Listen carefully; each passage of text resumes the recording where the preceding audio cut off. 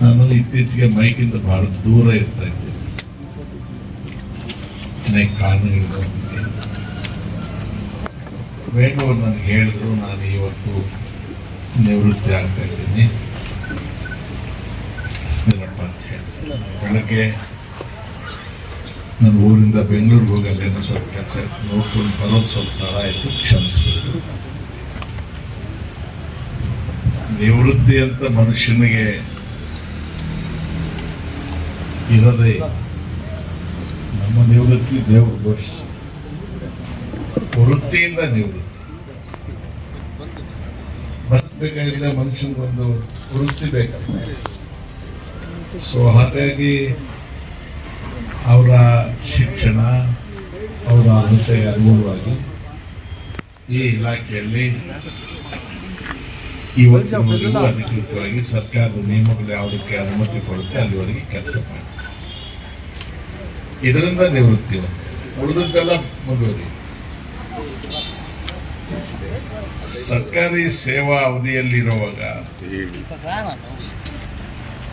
ಇದೊಂದು ಜೇನುಗೂಡು. ಒಂಚೂರು ಡಿಸ್ಟರ್ಬ್ ಆದರೂ ಕೂಡ ಆ ಹುಳುಗಳು ಎದ್ದು ಯಾರನ್ನು ಕಚ್ಚುತ್ತೋ, ಜೇನು ತೆಗೆಯಕ್ಕೆ ಬಂದವ್ರನ್ನ ಕಚ್ಚುತ್ತೋ, ನೆಕ್ಕದವ್ರನ್ನ ಕಚ್ಚುತ್ತೋ, ಅಥವಾ ದಾರಿಲಿ ಹೋಗೋರ್ನ ಕಚ್ಚುತ್ತೋ ಗೊತ್ತಾಗಲ್ಲ. ಈ ಜೇನುಗೂಡಿನಲ್ಲಿ ಸುರಕ್ಷಿತವಾಗಿ ಹೊರಗೆ ಬರೋದೇ ಒಂದು ಸಾಹಸಿಕ ಕೆಲಸ. ನನ್ನ ಆತ್ಮೀಯ ಗೆಳೆಯರಾದ ವೇಣು ಅವರು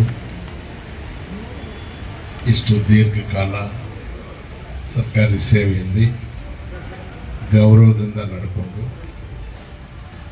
ಯಾವುದೇ ಕಳಂಕ ಇಲ್ಲದೆ ಬಹಳ ಮರ್ಯಾದೆಯಿಂದ ಕುಟುಂಬ ಪೋಷಣೆ, ಮಕ್ಕಳಿಗೆ ಯೋಗ್ಯ ಶಿಕ್ಷಣ ಸಂಬಂಧ ಒಬ್ಬ ಮರ್ಯಾದಸ್ಥ ಮನುಷ್ಯನಾಗಿ ಬದುಕಿ ತನ್ನ ಸಹೋದ್ಯೋಗಿಗಳ ಮಧ್ಯೆ ಹಿರಿಯರ ಆಶೀರ್ವಾದ, ಇಲಾಖೆಯಲ್ಲಿದ್ದಂಥ ಸುಪೀರಿಯರ್ ಆಫೀಸರ್ಸು, ತನ್ನ ಕೈ ಕೆಳಗೆ ಕೆಲಸ ಮಾಡಿದಂತಹ ಜೊತೆಗೆ ಎಲ್ಲರ ಜೊತೆಗೆ ಪ್ರೀತಿ ವಿಶ್ವಾಸದಿಂದ ಇದ್ದು ಇವತ್ತು ಅವರು ಸೇವೆಯಿಂದ ನಿವೃತ್ತಿ.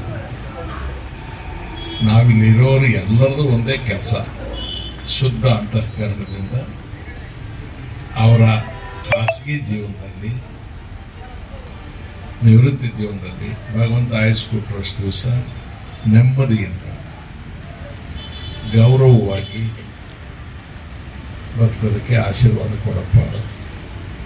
ಯಾರ ಮೇಲೂ ಅವಲಂಬಿಸದೆ ಆಶ್ರಿತನಾಗದೆ ಸ್ವಾಭಿಮಾನದಿಂದ ಬದುಕತಕ್ಕಂಥ ಯೋಗ್ಯತೆಯನ್ನು ಅವ್ರಿಗೆ ಕೊಡುತ್ತೇವೆ. ಇನ್ನೇನು ಕೋಟಿಗಟ್ಟಲೆ ಇದ್ರೆ ತಗೊಂಡೋಗೋದಿಲ್ಲ. ಪ್ರೈಮ್ ಮಿನಿಸ್ಟರ್, ಚೀಫ್ ಮಿನಿಸ್ಟರ್, ರಾಷ್ಟ್ರಪತಿ ಆದರೆ ಮನೇಲೆ ಏನು ಇಟ್ಕೊಳ್ಳೋದಿಲ್ಲ. ಎಲ್ಲರದು ಒಂದೇ ದಾರಿನ ಹೊರಟು ಹೋದ ನಂತರ ಉಳಿಯೋದು ಕೀರ್ತಿ ಅಪಕೀರ್ತಿ ಅಲ್ಲೇ. ಇದರಲ್ಲಿ ನಾವು ಯಾವುದನ್ನು ಆಯ್ಕೆ ಮಾಡ್ಕೊಂಡು ಬದುಕಬೇಕು ಅನ್ನೋದಷ್ಟೇ ನಮ್ಮ ಮುಂದೆ ಇರ್ತಕ್ಕಂಥ ವಿಷಯ. ನಾವು ಸ್ನೇಹಿತರಾಗಿ, ಆತ್ಮೀಯರಾಗಿ ಅವರಿಗೆ ಬಯಸೋದು ನೆಮ್ಮದಿ ಇರಲಿ, ಗೌರವಯುತ ಜೀವನ ಇರಲಿ, ಕೀರ್ತಿಯುತವಾದಂಥ ಜೀವನ ಇರಲಿ, ಅವ್ರ ಮಕ್ಕಳಿಗೆ ಒಳ್ಳೆಯದಾಗಲಿ, ಅವ್ರ ಮಕ್ಕಳು ತಂದೆ ಥರ ತಮ್ಮ ಸೇವಾ ಅವಧಿಯಲ್ಲಿ ಒಳ್ಳೆ ಹೆಸರನ್ನು ತಗೊಳ್ಳಿ, ಇಂಥವ್ರ ಮಕ್ಕಳು ಅಂತ ಹೇಳಿ ಇವ್ರ ಜೊತೆ ಜೀವನ ನಡೆಸುತ್ತೆ. ಇವ್ರ ಧರ್ಮಪತ್ನಿಗೆ ನಾನು ಇಂಥವ್ರ ಜೊತೆಗೆ ಬದುಕಿದೆ, ಇಂಥವ್ರ ಜೊತೆ ಸಂಸಾರ ನಡೆಸಿದೆ, ಇಂಥ ಮಕ್ಕಳಿಗೆ ಜನ್ಮ ಕೊಟ್ಟೆ, ನನ್ನ ಪತಿ ನನ್ನ ಮಕ್ಕಳು ಗೌರವಸ್ಥರು, ಸಾಕಪ್ಪ ಭಗವಂತ ನನಗಿಷ್ಟು ಕೊಟ್ಟಿದ್ಯಾ ಅಂತ ತೃಪ್ತಿಯಿಂದ ಆಕೆ ಬದುಕಬೇಕು. ಇದಕ್ಕಿಂತ ಹೆಚ್ಚು ನಾವು ಯಾರು ಏನು ಬಯಸೋದು. ಬಹಳ ಸಂತೋಷವಾಗಿ ತುಂಬು ಹೃದಯದಿಂದ ಇಲ್ಲಿಂದ ಈಚೆಗೆ ಖಾಸಗಿ ಜೀವನದಲ್ಲಿ ಅವರಿಗೆ ಭಗವಂತ ಎಲ್ಲದೂ ಒಳ್ಳೆ ಮಾಡಲಿ ಅಂತ ಹೇಳಿ ನಾನು ಕ್ಷಮೆ ಕೇಳ್ತೀನಿ. ತಡವಾಗಿ ಬಂದಿದ್ದಕ್ಕೆ ನನಗೆ ಭಾಳ ಅರ್ಜೆಂಟ್ ಕೆಲಸ ಇತ್ತು, ಅದರಿಂದ ಬೆಂಗಳೂರಲ್ಲಿ ಹೆಂಗಪ್ಪ ಅಂದರೆ ತಕ್ಷಣ ಬಂದೆ. ಇಲ್ಲಿ ಸ್ವಲ್ಪ ಲೊಕೇಶನ್ ಸ್ವಲ್ಪ ಆಯಿತು. ಸೊ ನಿಮ್ಮೆಲ್ಲರನ್ನ ನೋಡೋ ಸೌಭಾಗ್ಯ ಸಿಕ್ತು ನನಗೆ. ನೀವು ಇಲಾಖೆಯವರು, ಹಿರಿಯ ಅಧಿಕಾರಿಗಳು, ಅಸಿಸ್ಟೆಂಟ್ ಡೈರೆಕ್ಟರ್ ಅವರು, ಕಲೀಗ್ಸು, ನಾವು ಬೋರ್ಡಲ್ಲಿದ್ದಂಥವರು ಎಲ್ಲರೂ ಕೂಡ ಅವರನ್ನು ಇಷ್ಟು ದಿವಸ ಎಷ್ಟು ಪ್ರೀತಿಯಿಂದ ನಡೆಸ್ಕೊಂಡಿದ್ರಿ, ಗೌರವದಿಂದ ಬೀಳ್ಕೊಡ್ತಾ ಇದ್ರಿ. ನಿಮಗೂ ಕೂಡ ನಾವು ಧನ್ಯವಾದ ಹೇಳಲೇಬೇಕು. ಈಗ ಉಪಕಾರ ಸ್ಮರಣೆ ಇಲ್ಲ ಈ ಕಾಲದಲ್ಲಿ.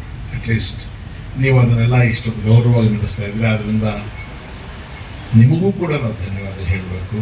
ನಮ್ಮನ್ನು ನಾವೆಲ್ಲ ಸುಮಾರು ಜನ ನಮ್ಮ ಪರ್ಸನಲ್ ಫ್ರೆಂಡ್ಸ್ ಎಲ್ಲ ಇಲ್ಲಿ ಬಂದಿದ್ದಾರೆ. ರಾಜಕೀಯಕ್ಕೂ ಇದಕ್ಕೂ ಸಂಬಂಧ ಇಲ್ಲ, ರಾಜಕಾರಣಿಯಾಗಿ ಇಲ್ಲಿಗೆ ಬಂದಿಲ್ಲ. ನೀನು ಪದೇ ಪದೇ ಹೇಳ್ತಿದ್ದೆ ಎಕ್ಸ್ ಮಿನಿಸ್ಟ್ರಿ 10 ಸಲ ಹೇಳಿದ್ರೆ ನಾನು ಸೈಜ್ ದೊಡ್ಡದಾಗುತ್ತಾ, ಯಾವತ್ತೂ ಇತ್ತು ಕೂದ್ರು ಹೋಯ್ತು. ನಾನು ರಮೇಶ್ ಕುಮಾರ್ ಅಷ್ಟೇ, ಸ್ಪೀಕರ್ ಅಲ್ಲ, ಎಕ್ಸ್ ಮಿನಿಸ್ಟರ್. ರಮೇಶ್ ಕುಮಾರ್ ಆಗಿ ಬದುಕಕ್ಕೆ ಇಷ್ಟಪಡ್ತೇನೆ, ರಮೇಶ್ ಕುಮಾರ್ ಆಗಿ ಸಾಯ್ತು. ರಮೇಶ್ ಕುಮಾರ್ ಆಗಿ ಇಲ್ಲಿ ಬಂದಿದ್ದೇನೆ, ನಾನು ಅವರ ಅಭಿಮಾನಿ, ಅವರ ಹಿತೈಷಿ. ಅವ್ರಿಗೆ ಒಳ್ಳೇದಾಗುತ್ತೆ, ನಿಮಗೆಲ್ಲರಿಗೂ ಒಳ್ಳೇದಾಗಲಿ ಮಾಡಿ.